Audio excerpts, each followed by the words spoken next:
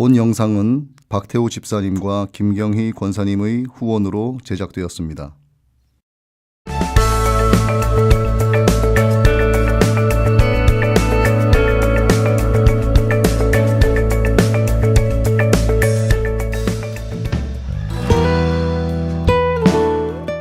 내가 흙으로 돌아갈 때까지 얼굴에 땀을 흘려야 먹을 것이리니 내가 그것에서 취함을 입었음이라.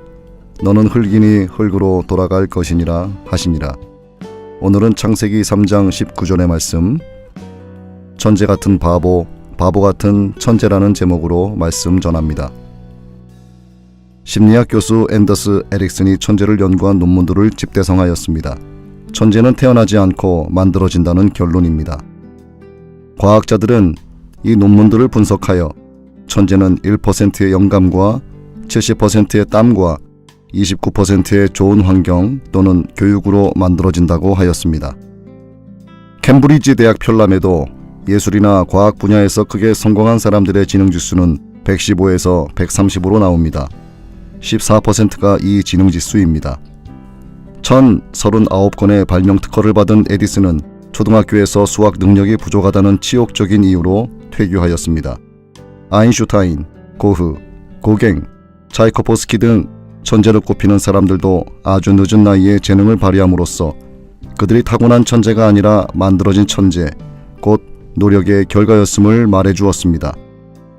모차르트는 35세를 살았을 뿐이지만 600여 곡을 작곡하였고, 브로이트는 45년 동안 330건의 논문을 썼으며 아인슈타인은 50년 동안에 248건의 논문을 썼습니다.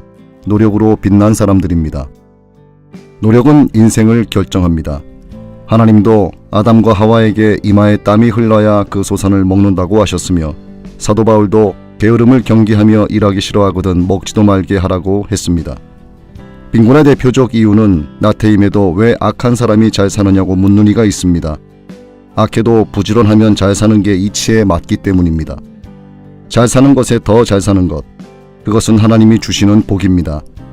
야베스가 내게 복에 복을 더하사 지경을 넓혀주시고 환난에서 벗어나 근심이 없게 하옵소서라고 기도한 것은 더 잘 사는 것이 하나님의 복임을 말해줍니다. 그렇다면 잘 살기 위해 부지런해야 하고 더 잘 살기 위해서는 하나님을 경외하며 의지해야 합니다. 예술가에게는 더 많은 노력이 요구됩니다. 작품을 시작하면 5시간이 갔는지 10시간이 갔는지 모를 정도여야 합니다. 예술은 창작이니 시간 흐름을 잊고 배고픔이나 갈증 등 생리현상도 못 느낄 만큼 몰입하지 않고는 우수한 예술작품이 탄생할 수 없습니다.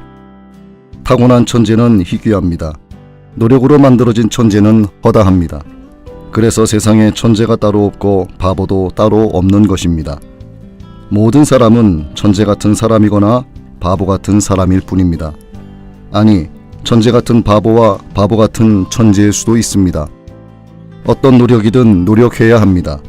그런데 노력할 만큼 노력하는 건 노력이 아닙니다. 노력의 시작은 언제나 노력할 만큼 노력한 다음부터 시작됩니다. 인내와 노력은 고통스러운 기쁨입니다. 내가 흙으로 돌아갈 때까지 얼굴에 땀을 흘려야 먹을 것이리니 내가 그것에서 취함을 입었음이라.